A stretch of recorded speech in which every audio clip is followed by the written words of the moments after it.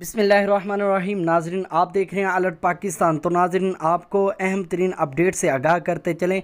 हाफ़िज़ साद हुसैन रिजवी साहब की आपको वो नायाब वीडियो दिखानी है नाजरीन, जिसमें कायदे मोहतरम अल्लामा साद हुसैन रिजवी साहब कारकुनों के दरमियान इस तरह घुल मिल गए हैं कि जैसे इनके साथ काफ़ी देर से रह रहे हैं। नाजरीन, आप वो वीडियो देखें और कमेंट में ज़रूर बताएं। नाजरीन, को एक बात बताता चलो नाजरीन, कायदे मोहतरम इस तरह कारकुनों के दरमियान क्यों घुले मिले हैं, क्यों इस तरह कायदे मोहतरम कारकुनों के साथ रह रहे हैं। नाजरीन, आप सब जानते हैं कि कायदे मोहतरम हाफ़िज़ साद हुसैन रिजवी साहब एक शेर बाप के बेटे हैं, तो इसलिए कायदे मोहतरम का भी इखलाक सेम बाबा जी की तरह है।